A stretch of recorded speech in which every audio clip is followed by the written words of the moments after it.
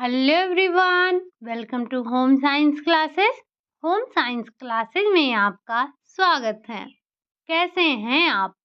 आशा करती हूँ अच्छे होंगे, खुश होंगे, मस्त होंगे और पढ़ाई कर रहे होंगे।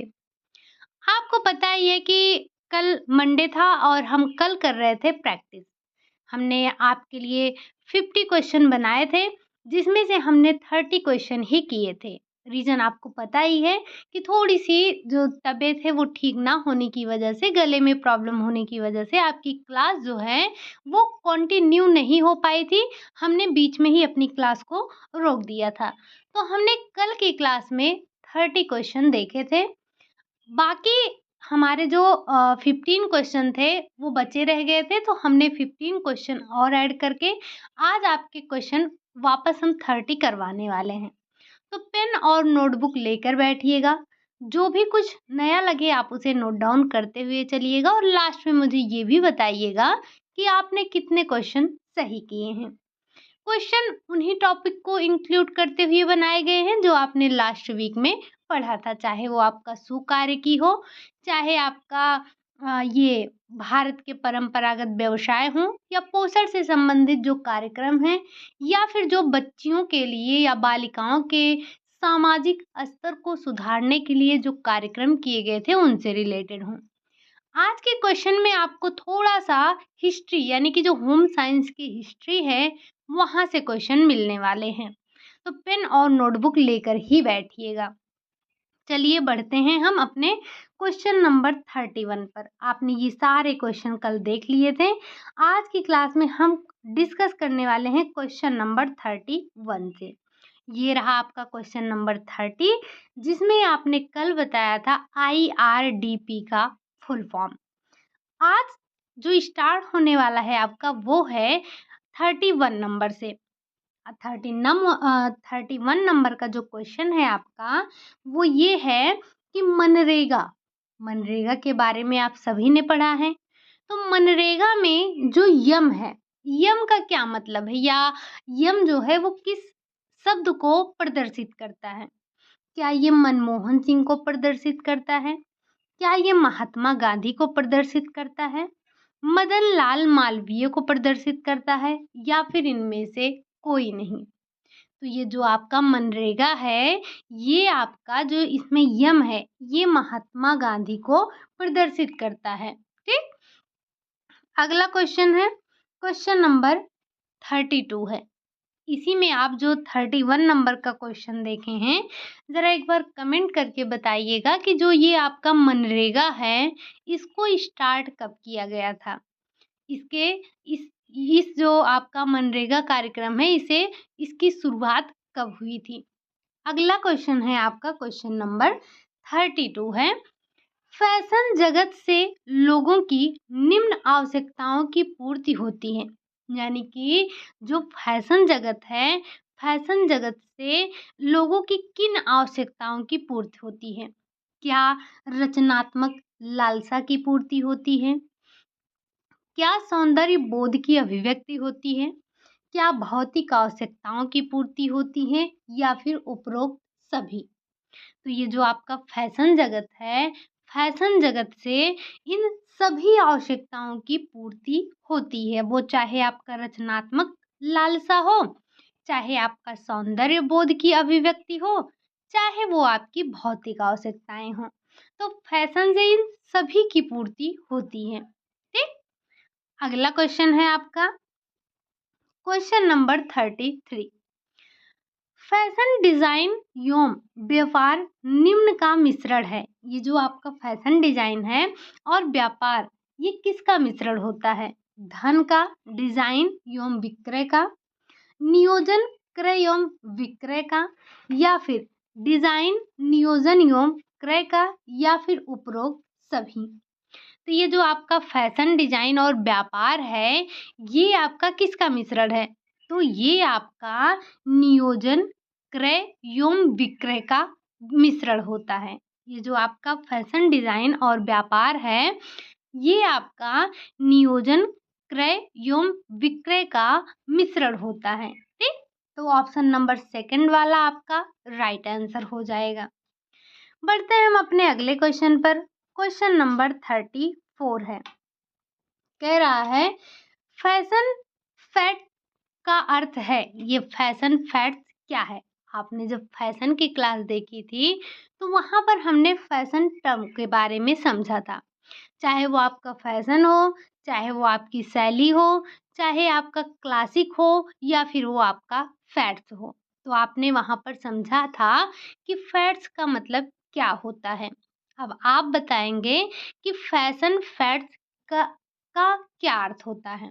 पहला है अस्थायी फैशन होता है, चलित फैशन होता है, चिरकालिक फैशन होता है या फिर ये सभी। तो हमें पता है कि जो फैशन फैड्स होता है वो अस्थायी फैशन होता है। जो फैशन ऐसा फैशन जो कुछ ही समय के लिए आता है और फिर चला जाता है। और चिरकालिक में वो जैसे जो आपका ये क्लासिक फैशन होते हैं, क्लासिकल फैशन होते हैं या क्लासिक फैशन होते हैं, ये आपके चिरकालिक फैशन होते हैं जो कि कभी समाप्त नहीं होते हैं या ये पूरी तरह से कभी भी प्रचलन से बाहर नहीं जाते हैं। इनको हम कहते हैं चिरकालिक फैशन, ठीक।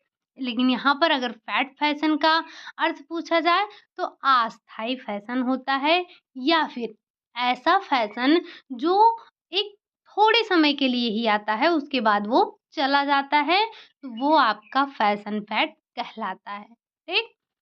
अगला क्वेश्चन है क्वेश्चन नंबर 35। किसे पूरे विश्व की फैशन राजधानी कहा जाता है? आपको बताना है कि पूरे विश्व की फैशन राजधानी किसे कहा जाता है। क्या इंग्लैंड को माना जाता है? क्या मुंबई को माना जाता है? क्या पेरिस को माना जाता है या फिर इन सभी को? तो हमें पता है कि जो पूरे विश्व की फैशन राजधानी है वो पेरिस कहलाती है, यानी कि पेरिस को विश्व की फैशन राजधानी के नाम से जाना जाता है, ठीक। अगला क्वेश्चन है क्वेश्चन नंबर 36। आपको बताना है एक सफल फैशन डिजाइनर में निम्न योग्यताओं का सम्मिश्रण आवश्यक है। यानी कि अगर एक सफल फैशन डिजाइनर है तो उसके अंदर आपको कौन कौन सी योग्यताओं का सम्मिश्रण देखने को मिलेगा या सम्मिश्रण होना चाहिए। पहला पहला है कि पूर्वानुमान तथा विश्लेषणात्मक योग्यता होनी चाहिए। संप्रेषण तथा कलात्मक योग्यता होनी चाहिए। शैक्षिक तथा रचनात्मक योग्यता होनी चाहिए या फिर उपरोक्त सभी। अगर बात की जा रही है एक सफल फैशन डिजाइनर की तो उसके अंदर ये सारी की सारी योग्यताएं होनी चाहिए। कौन कौन सी? पूर्वानुमान और विश्लेषणात्मक योग्यता की क्षमता होनी चाहिए, उसके अंदर संप्रेषण और कलात्मक योग्यता होनी चाहिए, साथ ही साथ शैक्षिक तथा रचनात्मक योग्यता भी होनी चाहिए। तो ये सफल जो फैशन डिजाइनर होता है उसके अंदर आपको ये सारी की सारी योग्यताएं देखने को मिलेंगी या ये सारी योग्यताएं होनी चाहिए। अगला क्वेश्चन है आपका क्वेश्चन नंबर 37। सन यानी कि आपको बताना है किस समय से पहले किस समय में पहनने के लिए तैयार वस्त्र का उत्पादन प्रारंभ हुआ। यानी कि कब से किस समय से वो टाइम पीरियड आपको बताना है कि जब से पहनने के लिए तैयार वस्त्र का उत्पादन प्रारंभ हुआ। क्या ये 1920 में हुआ? क्या ये 1930 में हुआ? क्या ये 1940 में हुआ या फिर ये 1950 में हुआ? तो ये जो आपका पहनने योग्य वस्त्र का उत्पादन होने लगा, ये कब होने लगा? तो ये 1920 के टाइम से होने लगा। कब से है? तो सन 1920 में पहनने के लिए तैयार वस्त्र का उत्पादन प्रारंभ हो गया, ठीक। अगला क्वेश्चन है क्वेश्चन नंबर 38। सन कब यानी कि किस सन से महिलाओं ने जीन्स पहनना प्रारंभ किया? ये आपसे मैंने एक दिन और क्वेश्चन पूछा था जब हम फैशन के बारे में पढ़ रहे थे तभी मैंने आपसे वहाँ पर पूछा था कि महिलाओं ने जीन्स पहनना कब प्रारंभ किया? आप में से किसी ने भी जवाब नहीं दिया था। तो जो महिलाओं ने जीन्स पहनना प्रारंभ किया, कब किया? क्या 1945 में किया, 1950 में किया, 1955 में किया या फिर 1960 में किया? तो जो ये 1950 का टाइम है, ये सन 1950 से जो महिलाएँ थीं, उन्होंने जीन्स पहनना प्रारंभ कर दिया। कब? तो 1950 से महिलाओं ने जीन्स पहनना प्रारंभ कर दिया। अगला क्वेश्चन है क्वेश्चन नंबर 39। क्वेश्चन आपसे पूछ रहा है कि फैशन की वह शैली जो कम समय के लिए होती है, कहलाती है। यानी कि फैशन की वो शैली क्या कहलाती है जो कम समय के लिए होती है। अभी-अभी आपने बिल्कुल यही क्वेश्चन पूछा था, इसी क्वेश्चन का जवाब दिया था, लेकिन वहाँ पर देखिए क्वेश्चन को पूछने का तरीका अलग था, यहाँ पर अलग है। तो आपको बताना है और मैंने आपसे ये बताया भी था कि आप ये जो फैशन की वो शैली जो कम समय के लिए होती है, मतलब बहुत थोड़े समय के लिए होती है, वो क्या कहलाती है? क्या वो फैट्स कहलाती है? क्या वो विशिष्ट शैली कहलाती है? क्या वो चिरसम्मत यानी कि वही क्लासिक कहलाती है या फिर वो फैशन कहलाती है? तो हमने देखा था कि ये जो फेट्स है, फेट्स क्या होता है? फैशन की वो शैली होती है जो कम समय के लिए, बिल्कुल थोड़े समय के लिए होती है, वो आपकी फैट्स कहलाती है। ठीक? अगला क्वेश्चन है आपका क्वेश्चन नंबर 40 है। एक बात ध्यान रखिएगा, ये जो आपने अभी फैट्स पढ़ा है, ये फैशन की ये एक प्रकार से आपकी परिभाषा है और ये जो आप लाइन देख रहे हैं, फैशन की वो शैली जो कम समय के लिए होती है, कहलाती है फैट्स। ये डिक्टो लाइन आपकी बुक में ऐसे दी गई है और यहाँ पर ऐसे आपको छाप दिया गया है। ठीक? तो इसे आप नोट डाउन कर लेंगे, चाहे आप हेडिंग डाल देंगे फैट्स और लिख देंगे ऐसी शैली जो बहुत कम समय के लिए होती है, या फिर आप ऐसे भी लिख सकते हैं कि फैशन की वो शैली जो बहुत कम समय के लिए होती है, फैट्स कहलाती है। ठीक? ये जो छोटे-छोटे आपको टर्म मिलते हैं, इनको आप कहीं न कहीं नोट डाउन करते रहा करिए। चलिए बढ़ते हैं हम अपने अगले क्वेश्चन पर। क्वेश्चन नंबर 40 है। फुटकर दुकानदार जिनका एक ही ब्रांड और केंद्रीय प्रबंधन होता है, क्या कहलाता है? क्या वो व्यापारिक प्रभाव कहलाता है? क्या वो विभागीय स्टोर कहलाता है? क्या वो स्टोर श्रृंखला कहलाता है? या फिर वो एकल इकाई स्टोर कहलाता है? तो ये जो आपका फुटकर दुकान होता है जिनका एक ही ब्रांड और केंद्रीय प्रबंधन होता है, वो आपका क्या कहलाता है? वो आपका कहलाता है स्टोर श्रृंखला। उसे हम क्या कहते हैं? उसे हम स्टोर श्रृंखला कहते हैं। ठीक?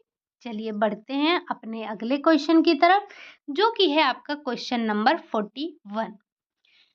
ये बहुत ही सिंपल सा क्वेश्चन है और हमने अभी हाल ही फिलहाल में ही इसको डिस्कस किया है, तो उम्मीद है कि आप इसको गलत नहीं करेंगे। क्वेश्चन है आपका, परिधान की डिजाइन करने वाली स्त्री को कहते हैं, यानी कि जो परिधान का डिजाइन करती है स्त्री, उसको क्या कहते हैं? क्या उसे कुटवर कहते हैं? क्या उसे कुटूरियरे कहते हैं? या उसे हम कुटूरियर कहते हैं? या फिर हम इसे स्त्री कुटूर कहते हैं? तो ये हम सब जानते हैं कि जो परिधान डिजाइन करने वाली स्त्री होती है, उसे क्या कहते हैं? उसको हम कहते हैं कुटूरियरे। क्या कहते हैं? उसे हम कहते हैं कुटूरियरे। और जो ये तो आपने देखा कि जो परिधान का डिज़ाइन करती है, परिधान की डिज़ाइनर होती है स्त्री, उसे हम कुटूरियरे कहते हैं, और जो पुरुष होते हैं उन्हें हम कुटूरियर कहते हैं। लेकिन जो परिधान अगर ना आपसे स्त्री और ना ही पुरुष आपसे पूछा जाए, अगर सिर्फ़ यही पूछा जाए कि परिधान का जो डिज़ाइन करने वाला होता है, उसे हम क्या कहते हैं? नहीं, ये जो अगर आपसे पूछा जाए कि जो परिधान पर डिज़ाइन किया जाता है, उसे क्या कहते हैं? तो उसे हम कहते हैं कुटुअर, ठीक। और ये स्त्री कुटुअर जैसा हमने कुछ पढ़ा नहीं है, ना ही स्त्री कुटुअर होता है और ना ही पुरुष कुटुअर होता है, ठीक। तो कहीं आपके दिमाग में ये आ रहा हो कि जो कुटुअर होता है यानी कि जो डिज़ाइन करने वाला होता है, डिज़ाइन होती है उसे कुटुअर कहते हैं। अब स्त्री कर रही है तो स्त्री और पुरुष कर रहा है तो पुरुष। नहीं, ऐसा नहीं होता है। बस आपने इन्हीं 3 शब्दों को पढ़ा है। ये है आपका जो डिज़ाइन किया जाता है। ये है स्त्री जो करती है डिज़ाइन, और ये है आपका कुटूरियर जो है, ये आपका जो पुरुष डिज़ाइनर होता है उसके लिए होता है, ठीक। चलिए बढ़ते हैं हम अपने अगले क्वेश्चन पे, क्वेश्चन नंबर 42। आपको बताना है कि फैशन चक्र का प्रथम चरण है। आपने फैशन चक्र में 5 चरणों का ज़िक्र किया है। अब आपको बताना है कि जो पहला चरण होता है वो क्या होता है? पहला होता है इंक्रीज़, क्या पहला होता है इंट्रोडक्शन, डिक्लाइन होता है या फिर पीक होता है? तो अगर देखें तो क्या होता है, सबसे पहला चरण जो होता है वो होता है इंट्रोडक्शन। पहले क्या होता है?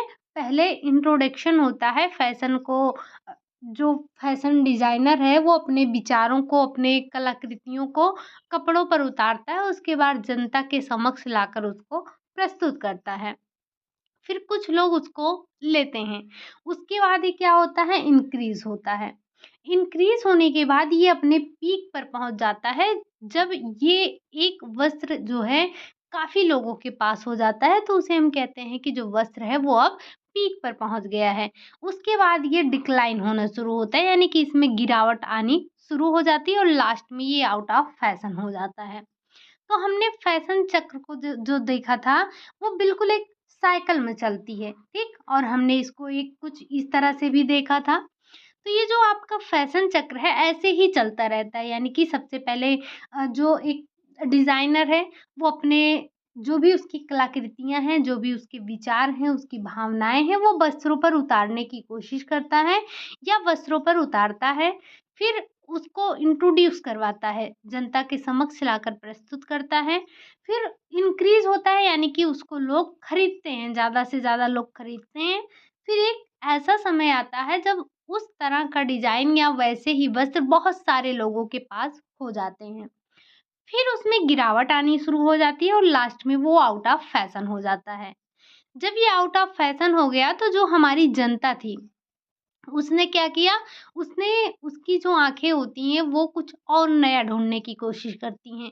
जैसे हम मार्केट में जाते हैं तो जो कपड़ा दिखाने वाले भैया होते हैं, वो जब हमको कोई डिज़ाइन दिखाते हैं तो हम क्या कहते हैं उनसे, भैया कुछ और, ये नहीं, कोई कोई और नहीं है, इससे अच्छा, ये अलग, थोड़ा इससे अलग, ऐसे ही तो बोलते हैं, क्योंकि जो हमारी आँखें होती हैं ना, उनको कुछ नया चाहिए। तो इसीलिए ये क्या होता है, ये साइकिल आपका चलता रहता है। अगला क्वेश्चन है, क्वेश्चन नंबर 43 है। ऐसा फैशन, इसको भी आप नोट डाउन करिएगा। ऐसा फैशन जो कभी भी प्रचलन से पूरी तरह से बाहर नहीं होता है, क्या कहलाता है? क्या वो फैशन कहलाता है, शैली कहलाता है, फैड्स कहलाता है या फिर वो क्लासिक कहलाता है? तो अभी-अभी आपने देखा ना कि ऐसा फैशन जो कभी भी एकदम से प्रचलन से बाहर नहीं जाता है, क्या कहलाता है? वो आपका क्लासिक कहलाता है, चिरसम्मत कहलाता है, चिरकालिक कहलाता है, ठीक? अगला क्वेश्चन है क्वेश्चन नंबर 44। किस प्रकार की आस्तीन, अब ये आपकी आस्तीन से आपको क्वेश्चन देखने को मिलेंगे। अभी तक आपने क्या देखा, अभी तक आपने परंपरागत जो आपके व्यवसाय थे उसको देखा, आपने पोषण संबंधी जो भी आपके क्वेश्चन थे उसको देखे, और इसी के साथ साथ आपने जो बच्चियों के समाज में उत्थान के लिए जो कार्यक्रम चलाए गए थे उसके बारे में समझा। आपने सुकार्यकी, उद्यमिता, इन सभी के क्वेश्चन कर लिए हैं। अब हम बात कर रहे हैं आस्तीन के बारे में। फैशन और आस्तीन ये दोनों भी तो आपने पढ़ा था। तो अभी आपने देखा फैशन से रिलेटेड क्वेश्चन, अब हम देखने वाले हैं आस्तीन से संबंधित क्वेश्चन। तो इसमें भी कुछ आपको नए कह सकते हैं नए-नए टर्म मिलेंगे, आप उन्हें नोट डाउन करते हुए चलिएगा, ठीक? किस प्रकार की आस्तीन को दो ओवरलैप करते हुए कपड़े से बनाया जाता है? दो ओवरलैप कुछ इस तरह से, जैसे ये आपकी बाजू हो गई, तो ये कुछ इस तरह से कपड़े बनते हैं ना, मतलब एक कपड़े के ऊपर दो कपड़ा, एक कपड़े के ऊपर दूसरा कपड़ा ओवरलैप किया हुआ, तो वो क्या कहलाता है? क्या वो ट्यूलिप आस्तीन कहलाता है? क्या वो किमोनो कहलाता है? रिगलॉन कहलाता है? या फिर इनमें से कोई नहीं? तो किमोनो और रिगलॉन, ये दोनों आस्तीन आपने पढ़ रखा है।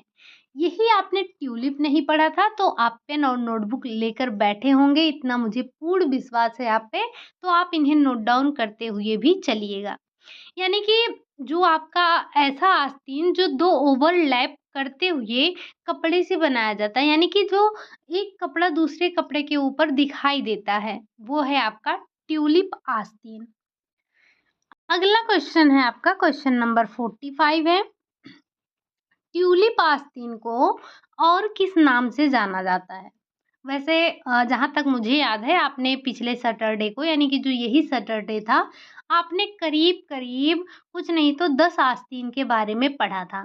तो उन्हें नोट डाउन कर लीजिएगा, और आप जाकर जब प्लेलिस्ट में देखेंगे, तो जो आपका ये प्रैक्टिस सेशन वाला प्लेलिस्ट बना है उसमें, या फिर आप बीपीएससी के नाम से बना है जो प्लेलिस्ट प्रैक्टिस के लिए, आप उसमें देखेंगे तो मैंने एक टॉपिक स्लीप्स का करवाया है।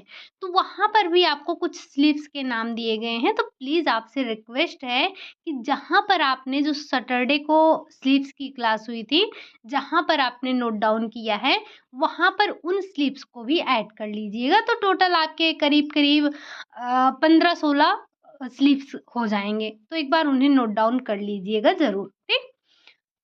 ये जो ट्यूलिप आस्तीन है, इसको हम लेपर्ड और प्लीट्स स्लीव्स के नाम से भी जानते हैं। यानी कि उपरोक्त दोनों आपका राइट आंसर हो जाएगा। अगला क्वेश्चन है आपका, क्वेश्चन नंबर 46। किस प्रकार की आस्तीन के दोनों ओर चुन्नटें पड़ती हैं और एक और साथ ही एक पफ भी जुड़ा होता है? यानी कि आपने कुछ एक ऐसी स्लिप्स के बारे में पढ़ा था जो ऐसे था, कुछ इस तरह से और कुछ इस तरह से ये पफ बना था, यहाँ पर आके कुछ इस तरह से आपने पढ़ा था ना?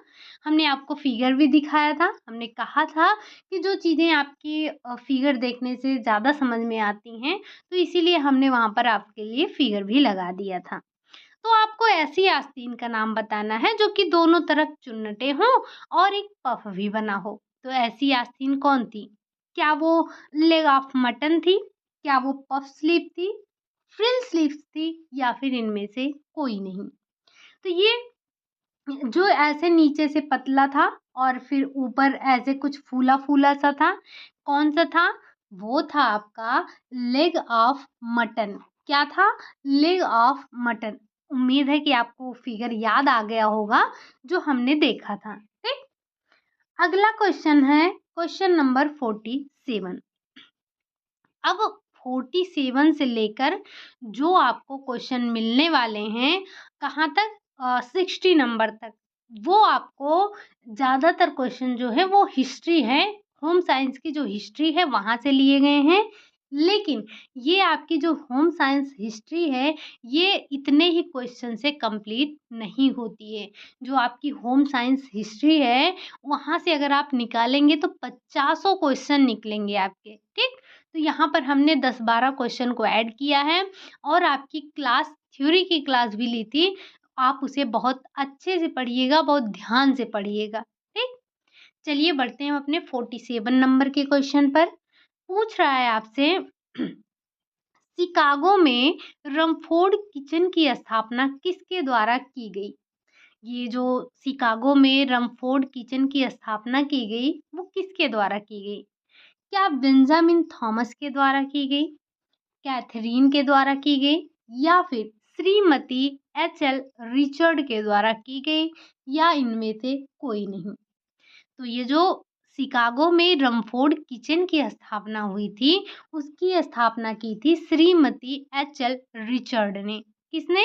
तो श्रीमती एच.एल. रिचर्ड ने की थी। अगला क्वेश्चन है question number 48। American American home science economics association क्या American American home science home science economics association की स्थापना कब हुई? ध्यान रखिएगा, HSEA इसका फुल फॉर्म भी पूछा जा सकता है, तो होम साइंस इकोनॉमिक्स एसोसिएशन, ठीक। इसकी स्थापना कब हुई? क्या 1905 में हुई, 1909 में हुई, 1860 में हुई या फिर 1912 में हुई? तो ये जो American home science economics association है, इसकी स्थापना 1909 में हुई थी। आप इसे ऐसे ही नोट डाउन करिएगा। अगर नहीं करना है तो कोई बात नहीं है, जो हमने थ्योरी की क्लासेस ली थी वो ये सारी चीज़ें आपको वहाँ पर मिल जाएंगी, ठीक। अगला क्वेश्चन है आपका क्वेश्चन नंबर 49। कैथरीन ई वीवर ने घरेलू अर्थव्यवस्था विषय के रूप में पढ़ाने की अनुशंसा कब की थी?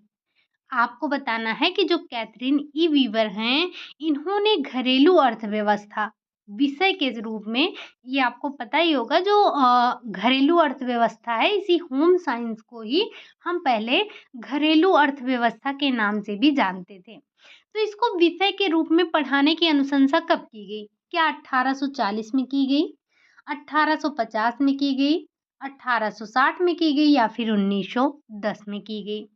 तो ये जो आपका कैथरीन ई वीवर थे, इनके द्वारा जो घरेलू अर्थव्यवस्था है, इसको विषय के रूप में पढ़ाने की जो अनुशंसा की गई थी, वो की गई थी 1840 में। कब की गई थी? 1840 में की गई थी। अगला क्वेश्चन है क्वेश्चन नंबर 50 है। मद्रास यानी कि जो अभी का तमिलनाडु है के स्कूलों में गृह विज्ञान विषय को पढ़ाने का प्रावधान कब प्रारंभ हुआ? यानी कि मद्रास के स्कूलों में जो होम साइंस सब्जेक्ट है, इसको पढ़ाने का प्रावधान कब से प्रारंभ हुआ? क्या ये 1910 से हुआ? क्या ये 1945 से हुआ?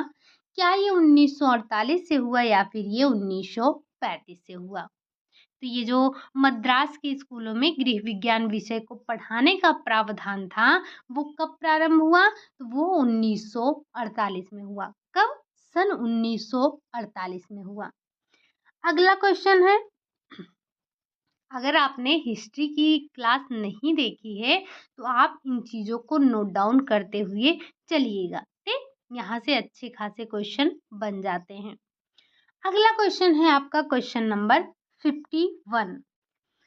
आपको बताना है, पूछा जा रहा है कि सबसे पहला अखिल भारतीय महिला अधिवेशन कब और कहाँ हुआ? ध्यान रखिएगा, 4 प्रमुख अखिल भारतीय महिला अधिवेशन हुए थे। उन चारों के स्थान और समय आपको पता होना चाहिए, और वो समय और स्थान यही चारों हैं।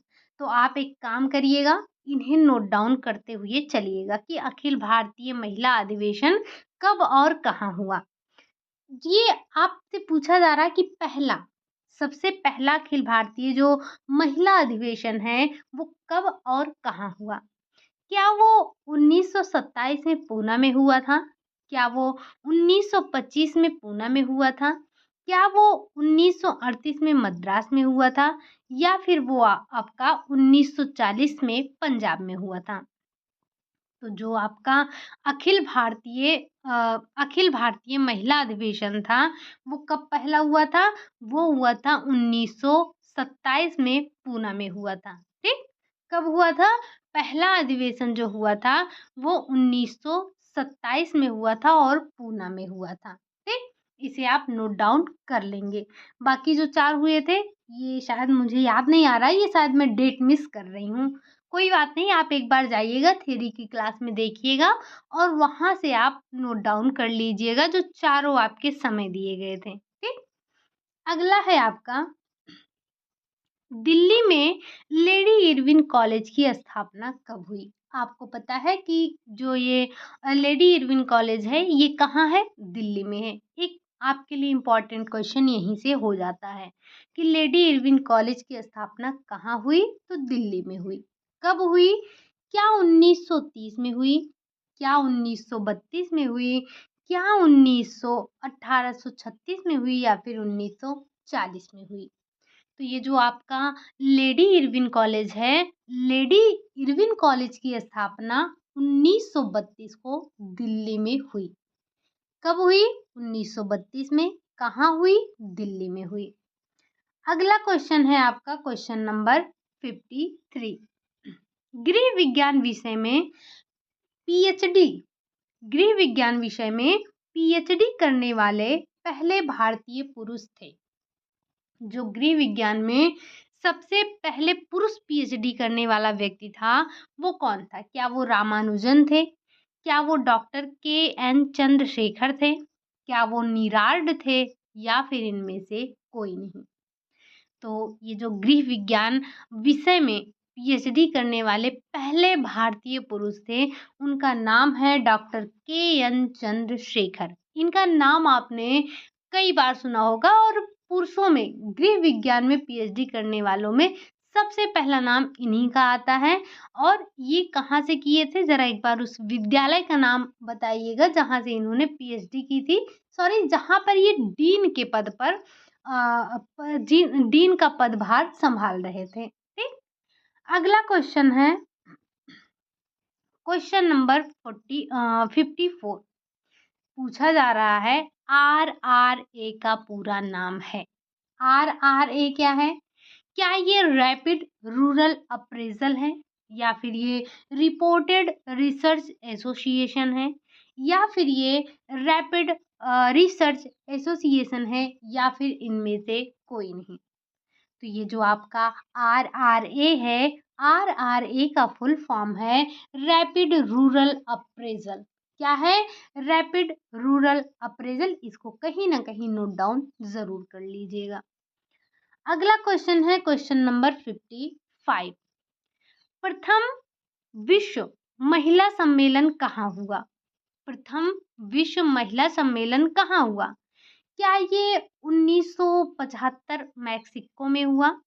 क्या ये 1980 कोपेनहेगन में हुआ? क्या ये 1985 नैरोबी में हुआ? या फिर ये 1995 चीन में हुआ? सॉरी, अभी जो इससे पहले आपने एक क्वेश्चन देखा था, पहला अखिल भारतीय महिला अधिवेशन जो हुआ था वो कहाँ पे हुआ था? 1927 में पूना में हुआ था। तब वहाँ पर हमने आपको बताया था कि ये प्रमुख 4 हुए थे। उन जो चारों का ज़िक्र मैं कर रही थी ये हैं आपके। तो जैसे यहाँ पर आपको दिया गया है जो प्रथम विश्व महिला सम्मेलन हुआ था, वो कहाँ हुआ था? तो वो आपका हुआ था 1975 और मैक्सिको में हुआ था। मैं इसकी बात कर रही हूँ। जो अभी मैंने आपको कहा कि चारों दिए गए हैं, ये दिए गए हैं। तो 4 विश्व महिला अधिवेशन हुआ था, सम्मेलन हुआ था, जो चारों आपको ये डेट दिए गए हैं। आपने क्या देखा कि जो प्रथम विश्व महिला सम्मेलन था वो कहाँ हुआ था? वो आपका 1975 में मैक्सिको में हुआ था। ये तो आपके पहले क्वेश्चन का पहला आंसर हो गया। ठीक। ये दूसरा जो हुआ था वो 1980 में हुआ था। कहाँ हुआ था? कोपेनहेगन में हुआ था। तीसरा अधिवेशन जो हुआ था वो हुआ था आपका नैरोबी में सन 1985 में। उसके बाद जो चौथा सम्मेलन आपका हुआ, चौथा विश्व महिला सम्मेलन जो हुआ वो हुआ था 1995 में चीन में। ठीक। तो ये मैं इस चारों की बात कर रही थी जो मैंने इकट्ठा आपको बताने के लिए किया था। वो तो जो आपका ये अखिल भारतीय महिला अधिवेशन है उसको आप मुझे खोज कर बताएंगे दूसरा तीसरा ये सब कहाँ हुआ था। ठीक। ये मैंने मुझे याद आया कि मैंने वो लिखा था, बट जब मैंने डेट देखा तो मुझे समझ आया नहीं, मैंने ये नहीं बनाया था। ये चारों मैंने आपका एक साथ लिख दिया था ताकि आप इसे एक साथ नोट डाउन कर लें। ठीक।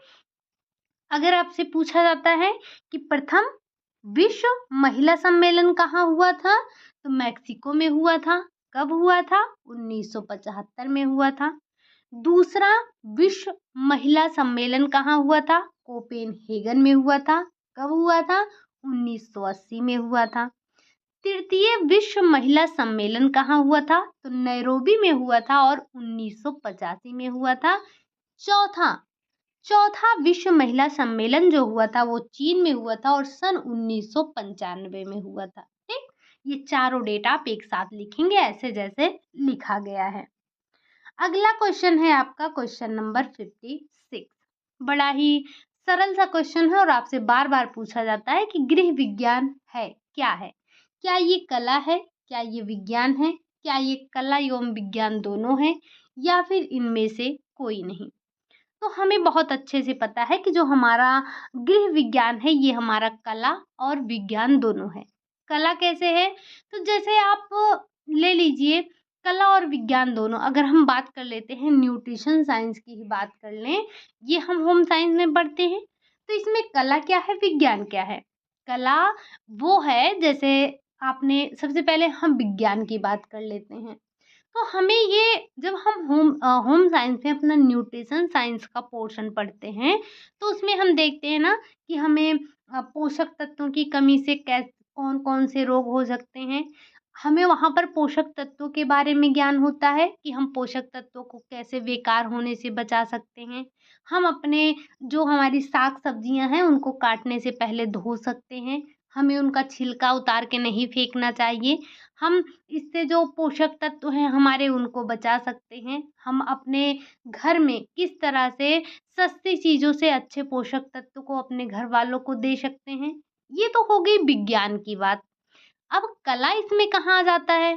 तो कला यानी कि जो आपके अपने घर वालों को तरह-तरह के व्यंजन बनाकर देते हैं, उनको अलग-अलग तरीके से एक ही पकवान को अलग-अलग तरीके से बना के खिलाते हैं, ये आपका कला हो जाता है। या जो परोसने का तरीका है, वो आपका क्या हो जाता है? वो आपका हो जाता है कला हो जाता है। इसी तरह से आपका आ जाता है, अगर हम टेक्सटाइल की बात करें उसमें भी विज्ञान की बात आती है, उसमें भी कला आता है, कलाकृतियाँ आती हैं। तो ये जो हमारा गृह विज्ञान होता है, ये कला और विज्ञान दोनों का सम्मिलित रूप होता है, ठीक? तो ये कला और विज्ञान दोनों हैं। अगला क्वेश्चन है आपका क्वेश्चन नंबर 57। गृह विज्ञान विषय का जन्मदाता माना जाता है। ये शायद हमारी जो हमने हिस्ट्री पढ़ी थी वहाँ पर ये बिंदु आपका छूट गया है और बड़ा ही इम्पोर्टेंट है, तो आप इसे नोट डाउन ज़रूर करिएगा। मैं आपको बार बार बोलती हूँ कि जो हम प्रैक्टिस करते हैं ना, ये प्रैक्टिस आपके लिए बहुत इम्पोर्टेंट होता है और पेन नोटबुक लेकर ज़रूर बैठा कीजिए। जैसे अभी आपने ये देखा कि गृह विज्ञान का जन्मदाता किसे कहा जाता है, ये हमने अपनी थ्योरी की क्लास में नहीं की है, लेकिन याद रखिएगा ये आपके लिए इम्पोर्टेंट है। क्या ये अमेरिका है, चीन है, भारत है या फिर मिस्र है? तो ये जो गृह विज्ञान का जन्मदाता माना जाता है वो अमेरिका को माना जाता है। अगर हम इसके कारण की बात करें कि गृह विज्ञान के उद्भव का कारण क्या है? क्या शहरीकरण है या फिर औद्योगिकीकरण है या फिर नगरीकरण है या इनमें से कोई नहीं या फिर उपरोक्त सभी? तो हम सब जानते हैं ना कि जो ये होम साइंस का उद्भव हुआ क्यों हुआ? ये इसका एक मुख्य कारण है औद्योगिकीकरण। जब अमेरिका में औद्योगिकीकरण हो रहा था तो वहाँ पर नौकर-चाकर की कमी हो गई, लोगों को काम करने के लिए नौकर-चाकर नहीं मिल पा रहे थे। तो उसी समय पर जो घर की महिलाएँ थीं उन्हीं को ही प्रशिक्षण दिया जा रहा था, उन्हीं को शिक्षित किया जा रहा था कि उन्हीं को सिखाया जाए, उनको सरलीकरण का उपयोग करना सिखाया जाए, तो वहीं से ये उद्भव हुआ था गृह विज्ञान जो हमारा था। तो अगर हम कभी आपसे ये पूछा जाता है कि गृह विज्ञान विषय का के उद्भव का कारण क्या है? तो उसमें आपका आएगा औद्योगिकीकरण, ठीक? अगला क्वेश्चन है क्वेश्चन नंबर 58 है आपका, मैसूर को वर्तमान में किस नाम से जाना जाता है? या मैसूर का वर्तमान नाम क्या है? क्या उड़ीसा है? क्या कर्नाटक है? क्या तमिलनाडु है? क्या बिहार है? तो जो मैसूर है ये आज का यानी कि वर्तमान का कर्नाटक ही क्या है? मैसूर है। वर्तमान के कर्नाटक को ही मैसूर कहते हैं। अच्छा, ये तो बात हो गई आपकी मैसूर के वर्तमान नाम की। अभी हाल फिलहाल में या हम बोले तो आपने मंडे को ही पढ़ा था, लास्ट मंडे ये जो अभी लास्ट नहीं, इससे पहले वाला मंडे, एक तो कल ही था, इससे पहले वाला जो मंडे था आपने वहाँ पर भारत के कुछ परंपरागत व्यवसाय पढ़े थे ना? अब ज़रा उसमें ये बताइए कि उड़ीसा का कौन-सा व्यवसाय देखा था आपने? हस्तशिल्प कला, कुछ हस्तशिल्प कला देखे थे? तो ज़रा मुझे बताइएगा कि आपने उड़ीसा का कौन-सा हस्तशिल्प कला देखा था? कर्नाटक का कौन-सा देखा था? उसी के साथ-साथ आप मुझे तमिलनाडु की कोई ऐसी परंपरागत, अगर कोई साड़ी हो, कोई कढ़ाई हो या कुछ ऐसा हो तो आप मुझे बताइएगा, और साथ ही साथ बिहार का कुछ ऐसा प्रसिद्ध कोई पेंटिंग हो, कोई कढ़ाई हो तो उसके बारे में भी आप मुझे बताइएगा, ठीक? चलिए बढ़ते हैं हम अपने अगले क्वेश्चन पर। क्वेश्चन नंबर 59 है। शिशु और बालकों में मृत्यु दर को कम करने के लिए डब्ल्यूएचओ एक अभियान गोभी चलाया गया, मतलब चलाया जा रहा है, जो शिशु और ये आपका बालकों में मृत्यु दर कम करने के लिए एक अभियान गोभी चलाया गया। यह किसके द्वारा चलाया गया? आपने गोभी तो देखा, लेकिन ये गोभी किसके द्वारा चलाया गया? क्या यूनिसेफ के द्वारा चलाया गया, निपसिट के द्वारा चलाया गया, फाओ के द्वारा चलाया गया या फिर डब्ल्यूएचओ के द्वारा चलाया गया? तो ये तो जो आपका गोभी था, ये यूनिसेफ के द्वारा चलाया गया, ठीक? ये तो आपको पता है कि यूनिसेफ के द्वारा चलाया गया, जो कि था आपका गोभी, ठीक? ज़रा इसी में जब एफ और जोड़ दिया गया, क्या जोड़ दिया गया? एक ये जो आपका किट तैयार किया गया, किसके द्वारा किया गया है? जो गोभी तो था ही, साथ-साथ इसमें एफ जोड़ दिया गया, यानी कि डबल एफ जोड़ दिया गया। ये किसके द्वारा चलाया गया था? इसके बारे में आप एक बार बताइएगा। और बढ़ते हम आज के अपने लास्ट क्वेश्चन की तरफ, जो कि है संक्रामक रोग से संबंधित सर्वेक्षण किसके द्वारा किया जाता है?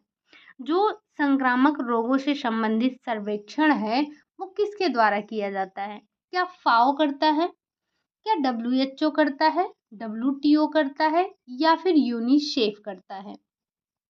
तो ये जो आपका संक्रामक रोग है, संक्रामक रोगों से संबंधित जो सर्वेक्षण किया जाता है वो डब्ल्यूएचओ के द्वारा किया जाता है। इसे आप नोट डाउन करिएगा, और अगर आपके पास कोई बुक है तो बुक पढ़ते रहिए, ठीक? ये थे आज के हमारे 30 क्वेश्चन। 30 हमने कल किए थे, उसी का आधा पार्ट रह गया था जिसे आज हमने डिस्कस किया। आज थोड़ा मैं घर पे थी नहीं, तो इसी वजह से आपकी क्लास हो नहीं पाई, तो इसी वजह से आज आपकी क्लास लेट भी हो रही है, ठीक? उम्मीद है कि ये सेशन आपको पसंद आया होगा। कल जो आपने क्वेश्चन देखे थे उसमें से जो भी आपको नए क्वेश्चन लगे हों उन्हें नोट डाउन कर लीजिएगा, और जो आज नए क्वेश्चन लगे हैं आपको वो भी नोट डाउन कर लीजिएगा, ठीक? तो आज के लिए बस हम यही इतना रखेंगे। उम्मीद है कि ये क्लास आपको पसंद आई होगी। अगर क्लास पसंद आई हो तो लाइक करिएगा, चैनल को सब्सक्राइब करिएगा अगर चैनल पर नए आए हैं तो। बाकी शेयर कर दीजिएगा, और जो क्वेश्चन आपसे पूछा गया है इसके लिए लेकिन, बट, किंतु, परंतु ये सब नहीं चलेगा। आपको इसका आंसर देना होगा। शायद मैंने इस 30 क्वेश्चन के अंदर आपसे करीब-करीब 5 से 6 क्वेश्चन पूछ लिए हैं, और कुछ ऐसा क्वेश्चन नहीं पूछा है जिसका आंसर आप ना दे पाएँ। तो प्लीज़ आपसे रिक्वेस्ट है कि अपनी पढ़ाई में तेज़ी रखिए। और जैसा कि मुझे कमेंट मिला है कि एग्ज़ाम को लेकर आप परेशान हैं, तो परेशान होने की आवश्यकता नहीं है। ऐसा नहीं है कि आज डेट आएगी और 4 दिन बाद आपका एग्ज़ाम हो जाएगा। जब भी आपके लिए डेट आएगी, एग्ज़ाम की डेट आएगी, मिनिमम आपको 25 दिन, 30 दिन या 1 महीने का समय तो मिलना ही मिलना चाहिए, या मिलेगा ही। बाकी होने को कुछ भी हो सकता है। इतनी जल्दी एग्ज़ाम नहीं हो पाएगा, इतना तो आप सभी जानते हैं कि ऐसा नहीं है कि उन्होंने आज बोला और कल एग्ज़ाम हो गया। तो आप अपनी तैयारी को मज़बूत रखिए, प्रैक्टिस करते रहिए, और ये मैं आपसे बार-बार कहती हूँ कि आप मार्केट से कोई भी एक प्रैक्टिस सेट ले आइए, जिसमें उसका आंसर साथ में ना दिया गया हो। जैसे आप जब पहले मुझसे पूछते थे कि कौन-सी प्रैक्टिस सेट लगाएँ, तो मैं आपको बार-बार यूथ के बारे में बोलती थी। तो यूथ यूथ अच्छा है, उसमें क्वेश्चन काफ़ी रहते हैं, आपको हर लेवल का क्वेश्चन देखने को मिल जाता है। लेकिन वो जो उसमें आंसर साथ में दिया रहता है ना, ये मुझे थोड़ा-सा अच्छा कम लगता है। क्योंकि जब आप आंसर पहले देख लेते हैं ना, तो आपका दिमाग उस हिसाब से नहीं दौड़ पाता है। जब जब तक आप आंसर नहीं देखे रहते हैं, तब आप सही-सही मूल्यांकन कर पाते हैं कि हाँ, हम इतना क्वेश्चन कर पा रहे हैं। लेकिन जब वही सामने आंसर दिया रहता है, तो वो अप ऑटोमैटिक उस आंसर पर हमारी निगाह पहुँच जाती है, ठीक? और आप में से ये भी कमेंट कई बार आया है मुझे कि क्या ये यूजीसी नेट के लिए ये हेल्पफुल है क्लास? तो जी हाँ, बिल्कुल है, लेकिन मैं इस प्रैक्टिस को नहीं कहूँगी कि ये प्रैक्टिस भी आपके लिए हेल्पफुल है। क्योंकि आपको पता ही है कि जो प्रैक्टिस आपको नेट के क्वेश्चन के प्रैक्टिस करने होते हैं, वो कितने हाई लेवल के होते हैं। तो ये जो आप थ्योरी पढ़ते हैं, नो डाउट ये आपके लिए हेल्पफुल हैं और काफ़ी हेल्पफुल हैं। लेकिन ये जो आप प्रैक्टिस करते हैं, ये नेट के लिए नहीं है। ये आपके टीजीटी, पीजीटी, एलटी इन सभी के लिए हैं, या कहीं पर भी जो आपके अदर एग्ज़ाम होते हैं, उसके लिए हैं। लेकिन ये नेट के लिए प्रैक्टिस आपकी कह सकते हैं कि बहुत, ये ऐसे क्वेश्चन बहुत कम पूछे जाते हैं वहाँ पर। तो ये आपके लिए प्रैक्टिस सेट जो हो रहा है, ये उतना हेल्पफुल नहीं होगा। तो इसीलिए अगर आपको नेट की प्रैक्टिस करनी है, तो आप देख सकते हैं जो यूथ में आप देखेंगे किस तरह से क्वेश्चन बनते हैं। ये थोड़े से आपके अंडरस्टैंडिंग बेस्ड क्वेश्चन आते हैं। आपको वहाँ पर देखेंगे तो मिलान करने के लिए आता है, क्रम से लगाने के लिए आता है। अगर आपने थ्योरी अच्छे से पढ़ी है, तो आप वहाँ पर क्वेश्चन कर पाएँगे। ऐसे अगर आप सिर्फ प्रैक्टिस यहाँ के जो टीजीटी, पीजीटी लेवल के प्रैक्टिस करवाए जाते हैं, यहाँ से नहीं हो पाएगा आपका, ठीक? बाकी आप बीपीएससी, डीट्रिपल एसबी, एलटी ग्रेड, ये यूपी का टीजीटी, पीजीटी हो गया, या फिर किसी भी स्टेट का जो यूपी का छोड़ दीजिए, किसी भी स्टेट का टीजीटी, पीजीटी है, सबके लिए इक्वली आपका ये बेनिफिशियल है, ठीक? तो उम्मीद है कि आप मेरी बातों को समझ गए होंगे, आपने सेशन को एन्जॉय किया होगा। अगर अच्छा लगा हो तो लाइक वाइक करिएगा, जो क्वेश्चन आपसे पूछे गए हैं उसका जवाब दीजिएगा। मिलते हैं नेक्स्ट क्लास में, तब तक के लिए बाय बाय, टेक केयर।